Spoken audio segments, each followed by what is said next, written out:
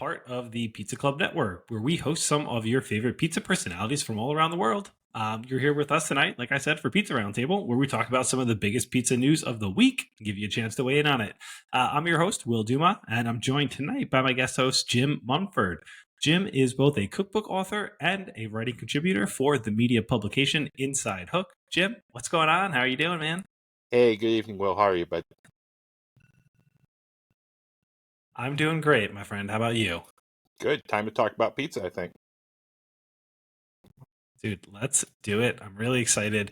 There's a lot of articles tonight to talk about. I'll say that. It's been a busy pizza news week, especially with National Pizza Day coming up tomorrow. So, I mean, I guess we'll kind of start there. Jim, Yeah.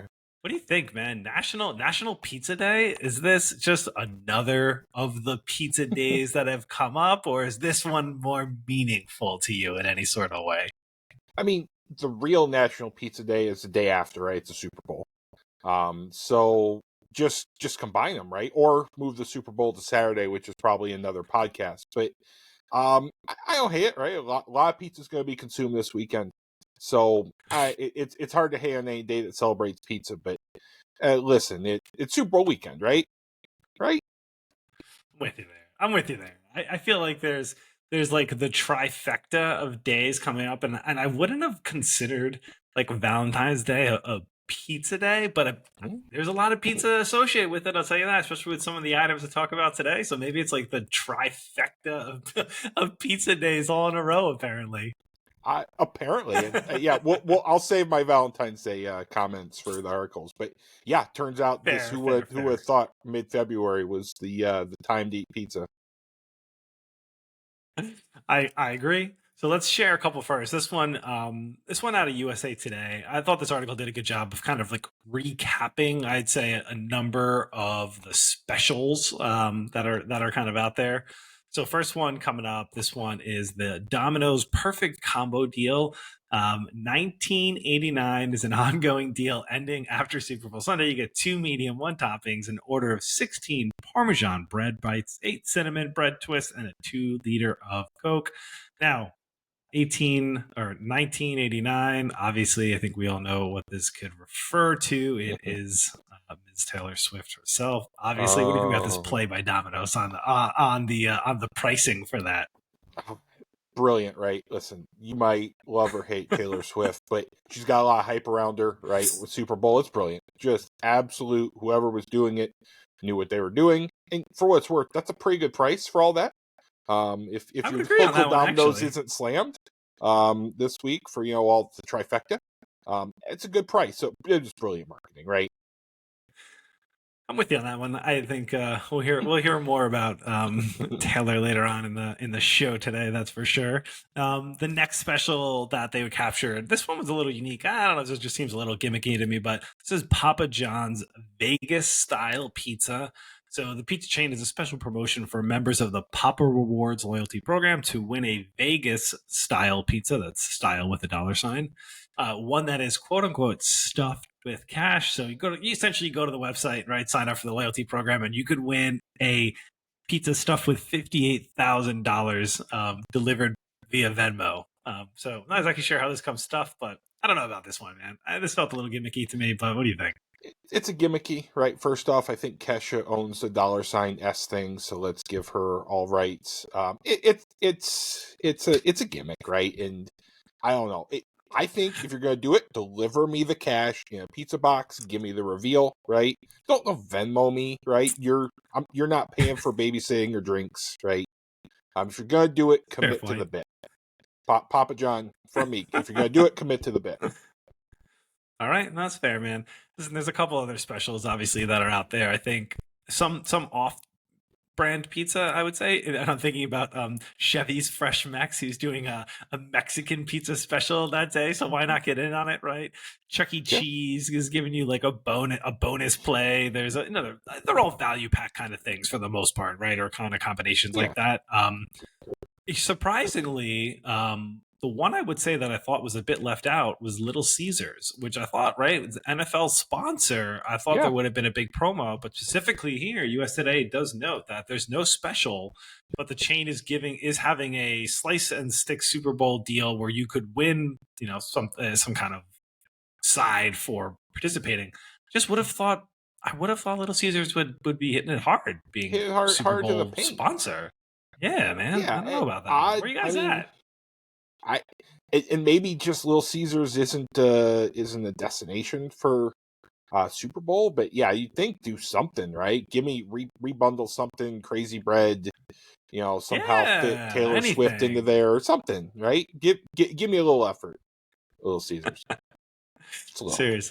Seriously, I agree. All right. Well, listen. Speaking of Miss Taylor, let's talk a little bit about her. And Right then into it. I've got one more item to talk about in regards to some Pizza Day fun. But with the Super Bowl coming up, this article here highlighted by Forbes, I'll quote from it here. Taylor Swift has had a surprising influence on game day pizza orders. Now, Jim, I know this is hard to believe, but this one actually, there's data behind this. Okay, so we're not just spitballing, throwing them out into thin air here. Okay, this is from the Slice Pizza Dough ordering app. If you've ever ordered from Slice.com, Big they've deal. come out and noted that the report, which gathers data from 20,000 pizza shop partners nationwide, found that pizza orders increased by 10.4% during Kansas City Chiefs games since the couple went public with their relationship. I don't think that's data that you can make up. No. And there's probably a lot of socioeconomic factors with, but hey, right? It's true, more people are watching games, right? You probably have more household watching games instead of individuals, so less division of duty. So I believe it. And listen, it's a thing, and just ride the wave, right? Right? I'm with you on this. I mean, it's I feel like it's a stretch, to be fair. I was listening to something the other day. They were talking about kind of, there's been a lot of chat, and we'll get off pizza for 10 seconds.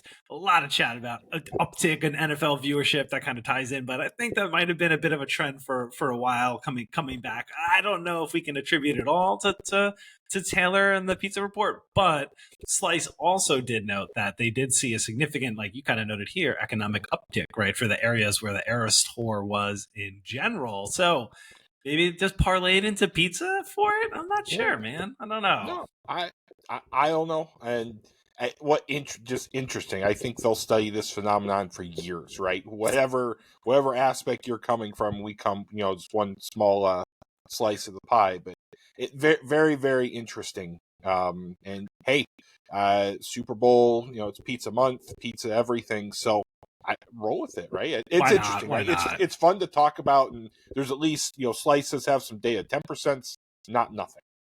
No, 10% significant. That's a significant uptake, and Slice is no joke, right? Like they noted here, No there's joke. 20,000 pizzerias like that they're gathered data from. I bet you there's a larger even amount of pizzerias in the universe, but like it is a large platform to get pizza data from. So Yeah, it's cool.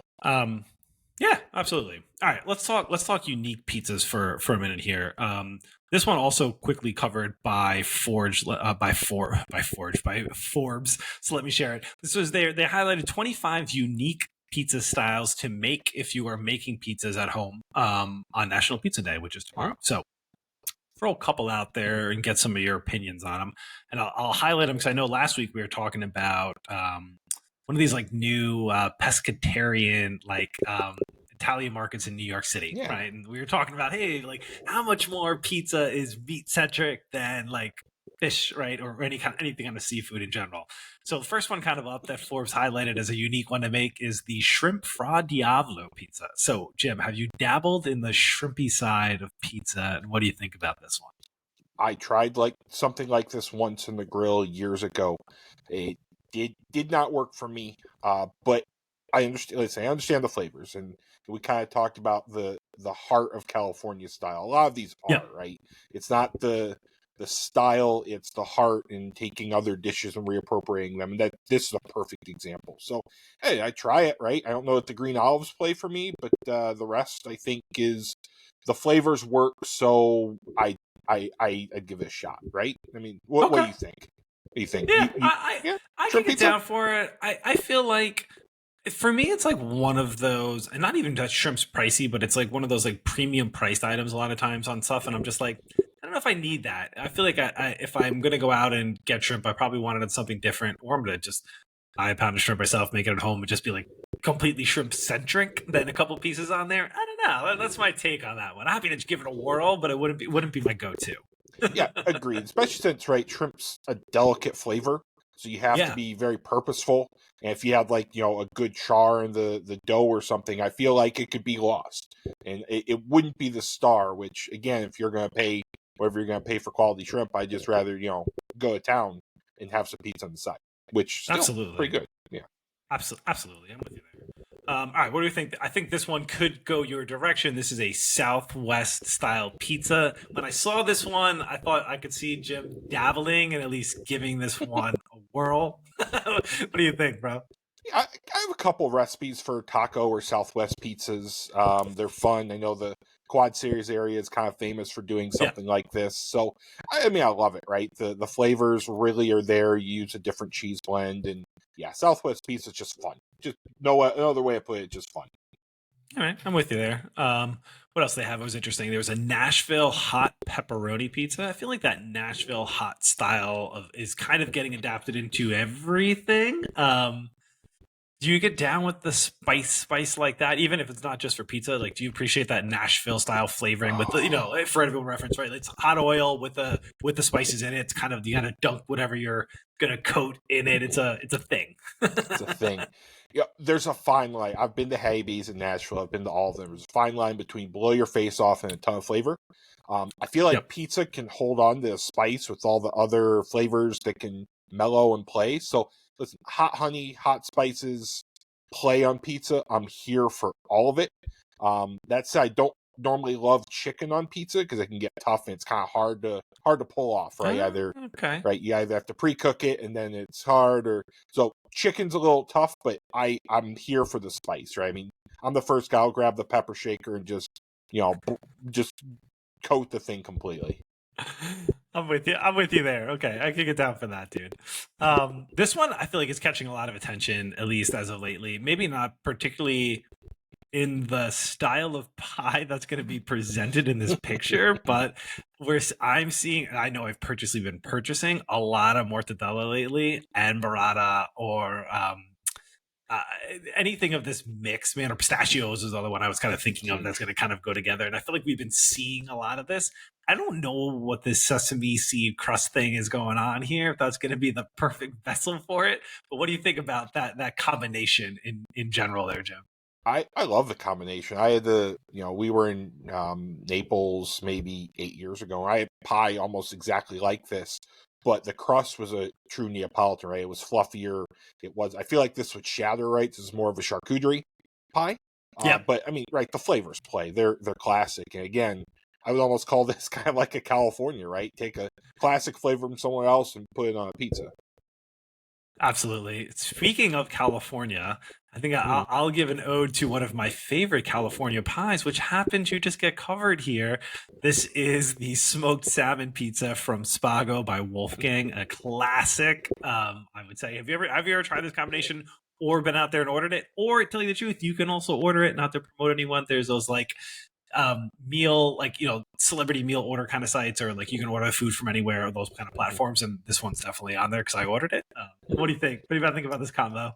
I never had would It's I, good. It's good. I It's trust, good. right? I trust you. I trust everyone. I mean, this and barbecue chicken sparked the entire style. So I trust it. It's a lot, and if someone wanted to send me a package through that certain meal delivery, I'd try it. But I don't know if I'd have the stones to try this one at home. That's again a lot of pricey ingredients that can go real wrong. There is on it. That's true. I will So say though, it was good, man. I really enjoyed it. you had it in Spago. You did it No, proper. I No. I Oh, I did it. I oh, you did it had at it home. delivered. I Okay. haven't been there to try it before. I've just always seen it, and I was like, "Damn, I'm not going to be at Spago anytime soon." So let me spring for it. I got a gift certificate for like the site, and I was like, "All right, here's what we're going with." It was good, man. I invited some neighbors over. Nice. if that particular site wanted to sponsor a particular, live show every Thursday, I think we'd be happy to mention them by name. Just if anyone's listening. I wouldn't disagree with that. All right, let's talk. Let's go to a news site. This one is, I think it's an ABC affiliate, which is WXYZ. This one happens to be out of Detroit, although I'll note there was a lot of coverage on it, so don't be biased. Don't feel that we were biased from picking up the Detroit publication preaching about Detroit. This was everywhere, but I'm just selecting this one there. The headline reads here: Detroit style pizza tops national preferences. Tops national preferences on National Pizza Day 2024. In a delicious twist of fate, Detroit style pizza has risen to the top of America's pizza preferences just in time for National Pizza Day 2024. So, dude, I know we've been talking about the rise of Detroit nonstop, but I don't know. Is this the time when anyone who didn't know about it is gonna pick it up and get to see it? I kind of think so. And again, now I live in Michigan, so this is not necessarily new to me, but I think, people that may not order pizza as much are going to get in the groove in the next week. And, everyone has a Detroit style now. And I think this might be a time where everyone's going to try it, and it's going to start really taking off even more, I think, because I don't know, it's a great style. It's very filling. It's easy-ish to make if you partake it. So there's a lot of advantages for the pizzeria to make it. So I do think that this is kind of, I believe it, right? That Detroits are going to have a moment. And I'd love to see the slice data on, how many Detroits 3 years ago to this year. I bet it's like 20x. I mean, truly. What do you think? I definitely think it's going to be up there. I see. Here's my only gripe: is I felt like earlier in the year it was like squares for the win, dude, everywhere, and Everywhere. I just keep hearing in the back of my mind this like New Haven, people just chatting and shouting it out loud. They're starting to get a much louder scream. So I don't know if Detroit is gonna continue to blow up. I felt like it got picked up, like I would say like 2023 was, in my opinion, the year of Detroit. I could be completely off, and what do I mean, right? But like when all the chains replicate it, right? When you had like Domino's and then Pizza Hut had an offering, and these guys didn't have this before, right, as a style, and then they put it out there, like they had to keep up with it, right? I was like, damn, okay, like this is it. Not that it's becoming any less popular, but I'm just wondering if we see a new like somebody new emerge, like the New Haven style coming up. We're going to segue for a second. I agree, right? Detroit's probably going to hit its peak this year and probably, wane. You think New Haven's going to be in next style? You think so? I'm hearing the build for it, and I'll say like I think we've seen a lot of coverage. Like the Times just did, like, and New York Times just did like an expose on New Haven for the most part, right? And I feel like we've been seeing a lot of coverage coming in. So whether I think it's like new, unique, and you get picked up, I think it's just going to be in your face, right? For people to kind of experiment and try. If they're going to completely fall in love with it as much as they would for something like Detroit, that's TBD. This is where we need that trend spotter job, right? We were talking about, where was that, at Pizza Hut? We were talking about that. Well, there was Casey's, right? There's a trend spotter. Casey's was the officer, Casey's, the chief officer, chief officer, and I'm not still bitter. But yeah, the trend spotter, and it's interesting as someone who's probably more tuned into regional styles as anybody. I do see New Haven coming up because it's familiar, but not. I see the Sicilian 2.0 becoming a thing now, where the old school Sicilian's kind of gone and your grandma pie is kind of coming in, right? Well, behind the Detroit. So it'll be interesting. Sure. I can't wait to see, before next year's Super Bowl, what we're talking about, the big ads, what Pizza Hut and Totino's and everyone's launching. It's definitely going to be a new style, and it won't be Detroit. I hear you. Fair. No, but I do think Detroit's got it's beautiful looking pizza, right? And they're like, when you distinct the point of difference, right? And we'll leave it here. Like, in my opinion, is you can load so many toppings on it, and they can look so distinctly different and still be Detroit, versus a New Haven pie. To me, is like, it's classic New Haven, right? We're not all about the topping. Yes, we're not all about these intricate toppings, and people tend to love that too. So that's why Detroit still definitely has some room to grow, I would say. So I don't know, man. I'm torn. It's definitely all right, fun. listen, here. I agree. It's fun thing. We just, I'm happy to see the argument happen. Right. Let's see. Let's go. Let's see him go. One thing I think that is disputeless is this next creation that I want to share with you. So this one is out of New York. So it's two big known named like food businesses, right? I was going to say restaurants or eateries, or however I want to kind of refer to them, but it's H&H Bagels and Emmett's have Huge. come together to create a limited edition pizza bagel. Now, this picture doesn't do it justice. This one does. Like, this just looks great, dude. I would be so happy to eat this pizza bagel. Tell me, what do you think about it? It's the greatest afternoon school snack that's ever existed, right? We all had the pizza bagels that were, well, this looks incredible. And having had each of the individual, institutions themselves, Yes. you know this is just life-changing. You just know it, right? I don't want to leave this picture. It just looks just so good. Get rid of my pictures, put that up there. I think we're better off. But look how perfect, right? It's the cup and char pepperoni. It's the thin sliced, jalapenos. It looks like they've been either charred or I don't think they're pickled. Right? You've definitely got the. I mean, you know it's flawless. Dude, it just looks bagels. beautiful. Nothing like it. It looks so good. And I was struggling with what do I call H&H? I was like, you know what I mean? Like, do I call them a restaurant? Deli, or like, I don't know how to refer to them. Institution. Yeah, deli, bagelria. I don't know what the actual, besides bagel store term would be for them there, but it's an institution, food institution. It's the way to go. Absolutely. All right, so let's talk a little bit more about pizza building, or maybe some of the ingredients that go behind it. And thankfully, Tasting Table was here for us this week. So, Jim, I'm gonna put this one in your direction because I have a feeling you're gonna have an opinion on this, right? So the article this week out of Tasting Table is called "Is There Really a Difference Between Pizza Sauce and Marinara?" So, Jim, for anyone that's kind of new, perhaps in general to this, I have a feeling that there might be a difference, but I will give a nod to the article here. They're comparing that there are many different styles of sauces, right? Yeah. Just in general, and for use in Italian cuisine. And this particular one, I think, could easily be confused for those outside of the pizza industry or anyone kind of starting out, for sure. And I'll highlight here that one of the first things that they note, which I don't know if I entirely agree with, though, is pizza sauce is light and uncooked. I don't necessarily. Go ahead, man. No, you feel me holding back, vibrating. Boy, you can use marinara for pizza sauce. I probably never would. Right? You either have the raw uncooked, the passata, which are some of your charred, northeastern. You've got the heavy cooked, like your Detroits, like your Sicilians, which are cooked with tomatoes and tomato paste.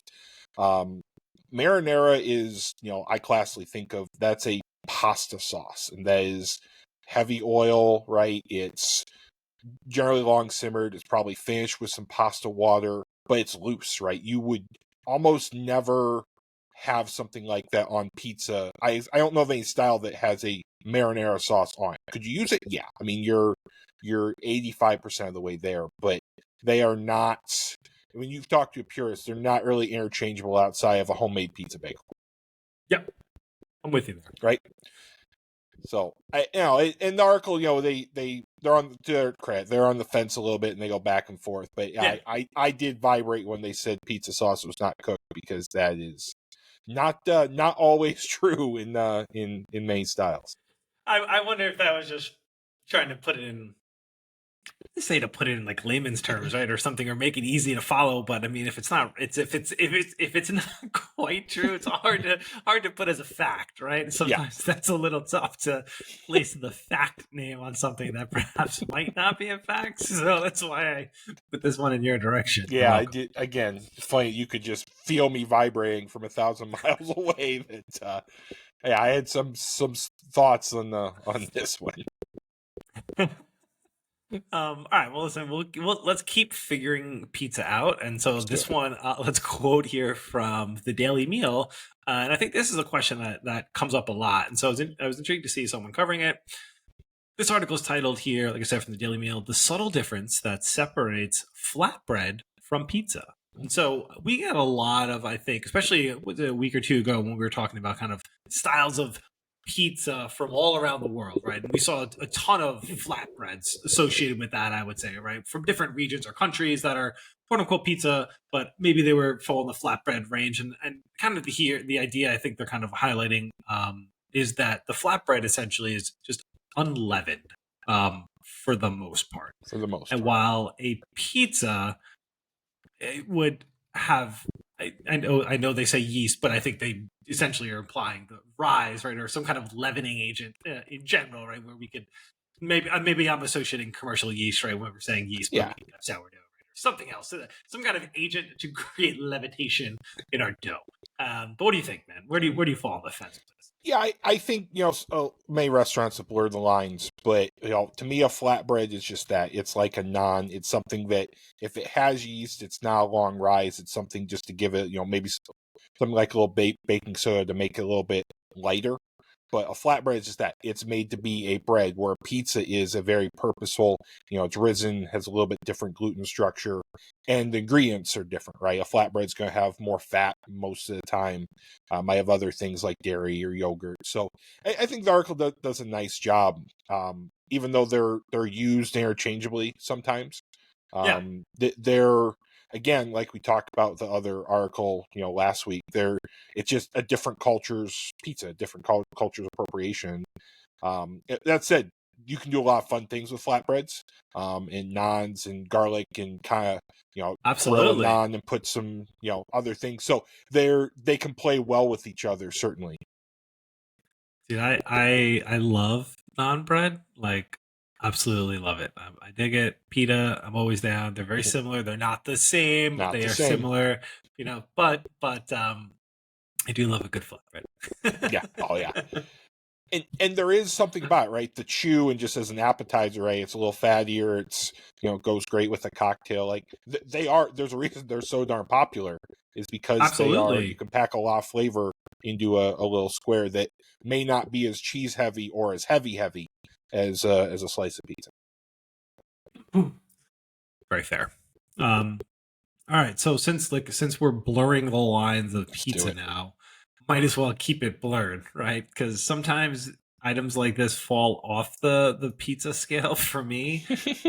This one captured here out of Pizza Marketplace. Heart-shaped pizza increases sales in weeks leading up to Valentine's Day. So, Jim, have you gotten a chance to have your heart-shaped pizza, or will you be ordering one in the next few days after? So, cards on the table, probably 14 years ago, I sent my now wife a heart-shaped pizza and surprised her at her apartment. So, heart-shaped pizzas are kind of a tradition for me. They have Ah, a soft spot in my heart, no pun intended. But I understand there's a lot of problems with them, cooking and yield. But to me, like I said, soft spot. I think they're fun. I will be making one for my girls. all Um, right, all what about? Come right. on, Will. Let play the other side of the fence. What you got? I just feel as though, listen, how do you go about constructing this? Okay. Have you taken the pizza and like whittled away the sides to do this? Are you trying to roll the dough out and construct this when you're putting it in?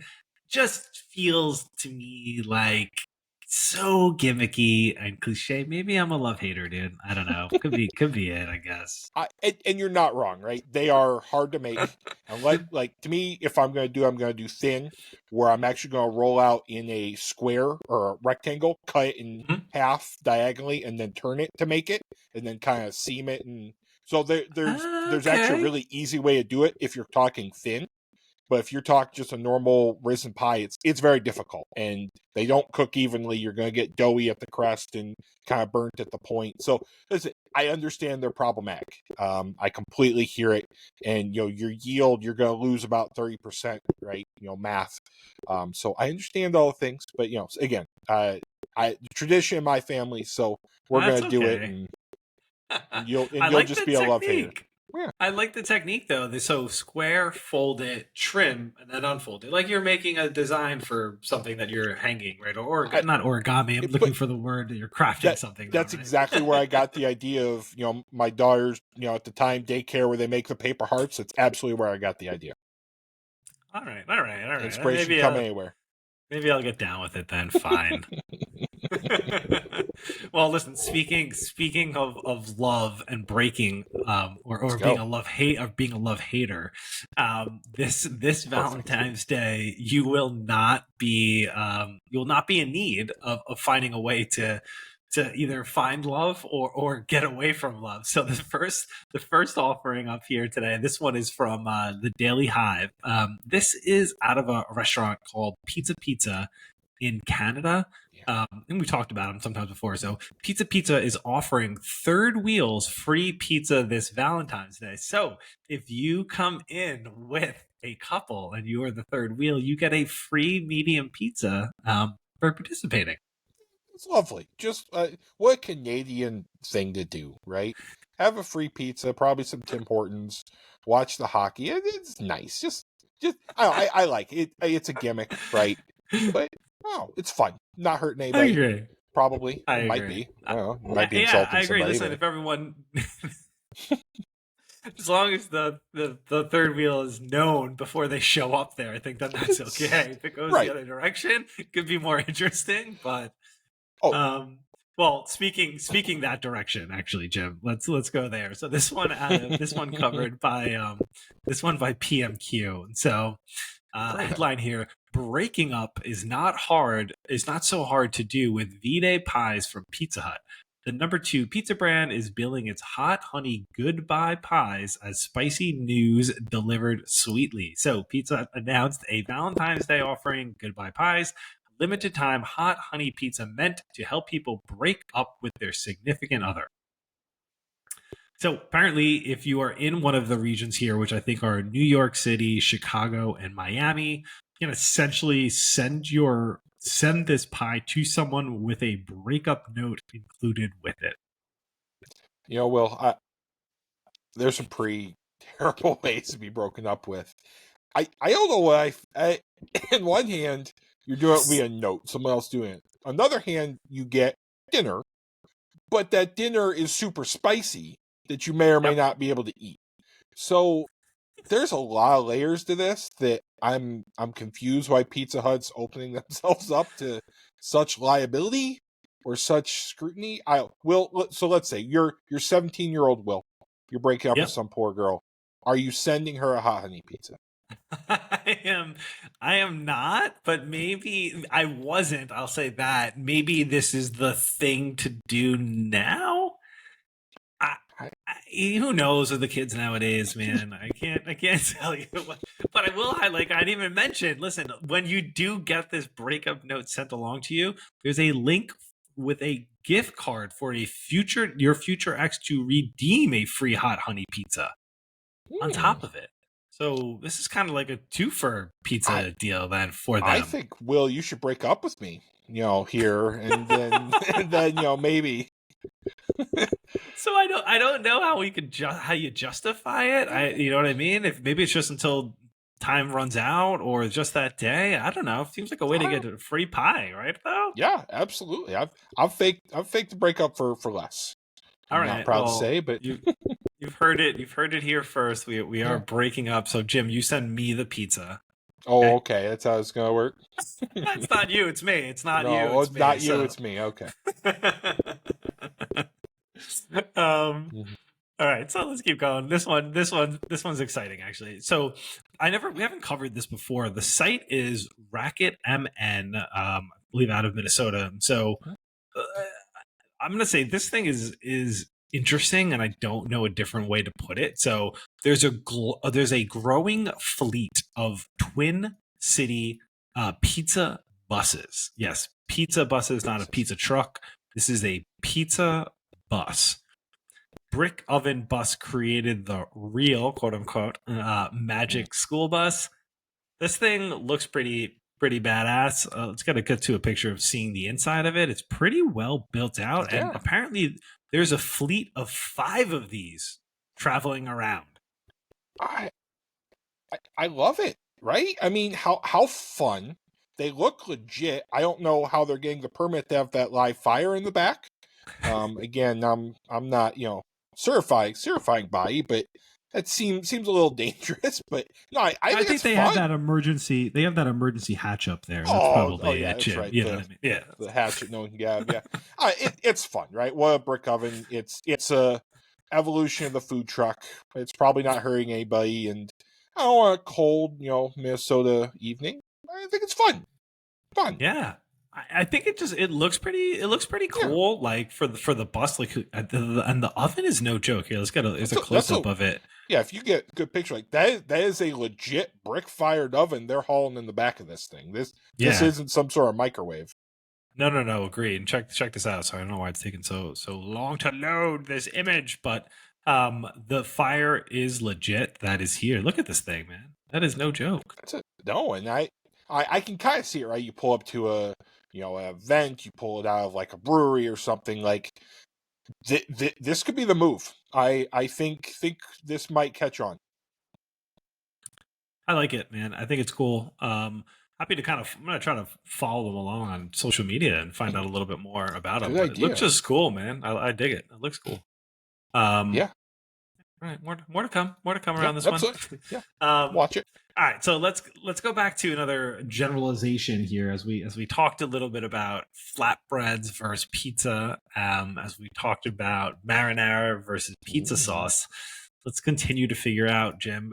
Apparently, at least from Simply Recipes, and I say this a bit tongue in cheek, this is the only temperature you should bake your pizza at.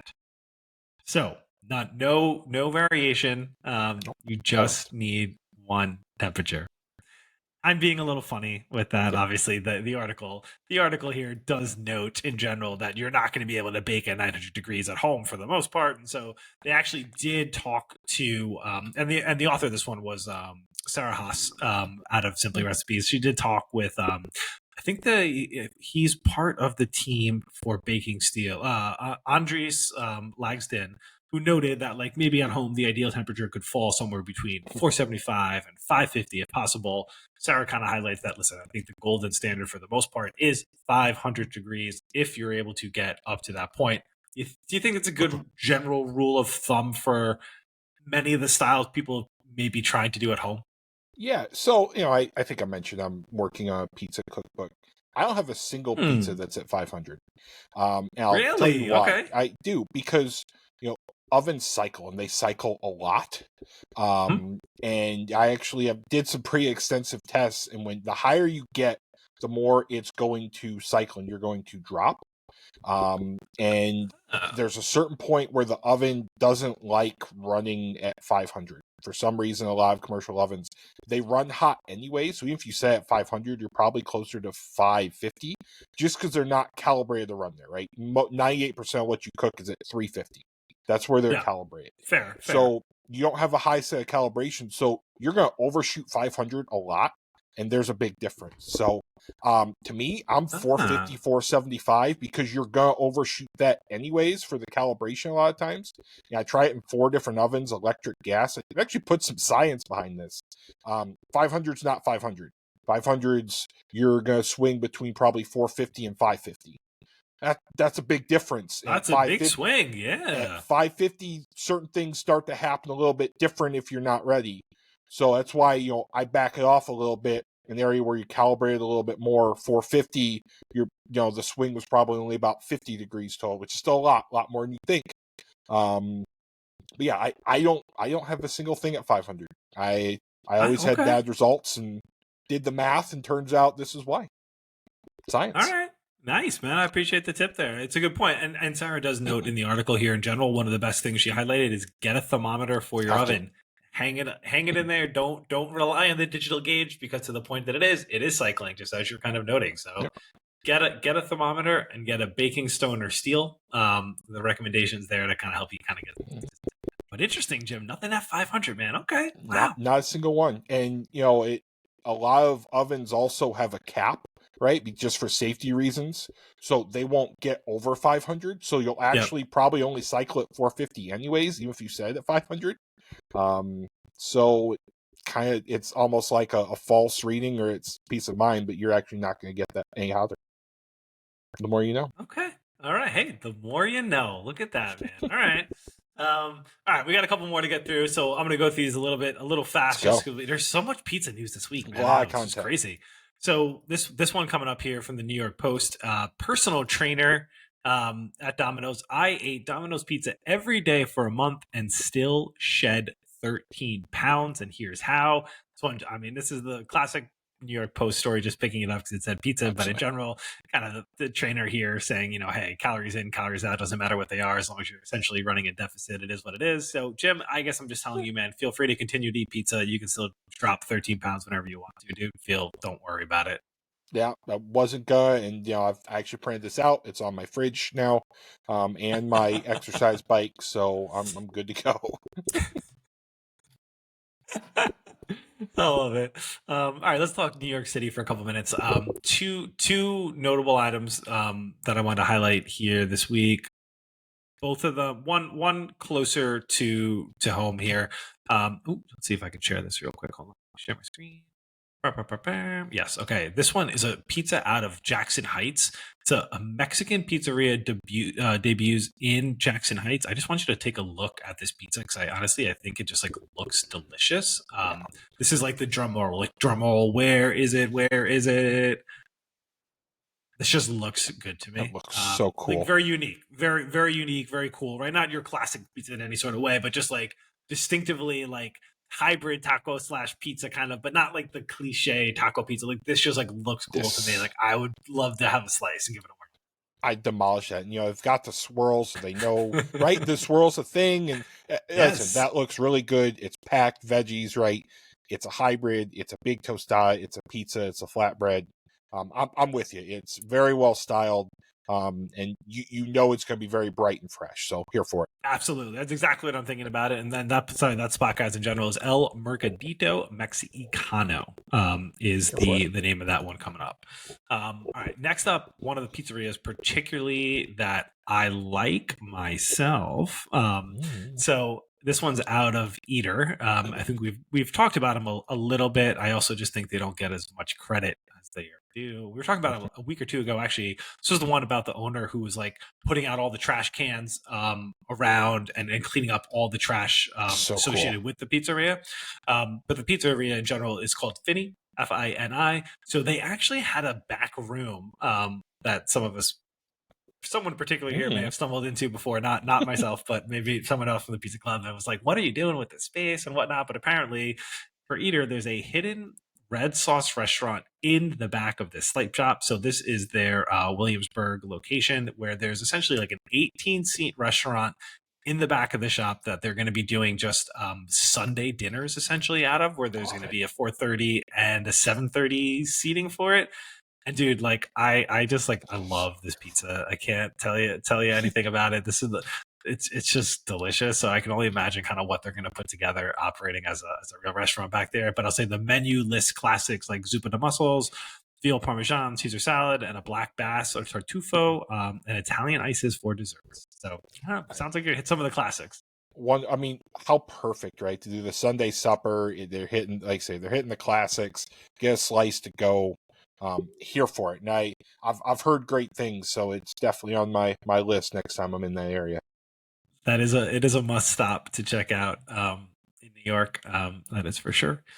All right, let's talk a couple recipe items. Actually, I think that I came across this week that were interesting, and these are, I'll call them pizza adjacent for the most part here, but maybe it could be a fun game day food or something to do, right? So this was a recipe here for easy air fryer pizza rolls made from scratch. I don't know. This one is from East Idaho News. The made from scratch one is a little bit of a stretch here for me, but I'm happy to do some kind of like, this is almost like a pizza egg roll thing to me. Is kind of where I found it a little intriguing. The made from scratch component is a little tough for me when we start with like egg roll wraps, but I appreciate where they're going with that in here in general. But Yeah, Seems like a fun thing you could do at home quickly, fun. right? Do it with your kids, right? Safe. Egg roll wrappers are one of the unsung heroes of a kitchen. You can do a lot more than just egg rolls. So here for it. Homemade's a stretch, but it's fun, right? Listen, you put 20 in front of me, I bet we demolish them. I'm with you on that Yeah. one. So, and I like your highlighting the use particularly of the egg roll wrapper, Jim, because the next one that we're talking about as well. This one from a site. This was covered by BGN TV, and this is Dean Cooks, and it's he's making pepperoni mini pizza puffs. But the one I wanted to highlight more were these wonton pizza cups. I don't yet know how I feel about these, but they're just, it looks like, Jim, basically wonton wrappers in a muffin tin. You spray them, you add sauce, Italian seasoning, mozzarella, and whatever topping. I don't know if I was gonna love the outcome of like eating this just the way it looks. What do you think? Yeah, so I do something like this with buffalo chicken. This is one of my go-tos for the Sure. Super Bowl. The thing is, you have to almost do the wonton by itself and fill it because it will get soggy in the middle. Regardless, you could put as much oil as you can. I love the concept. It's a great vessel. It's a great appetizer.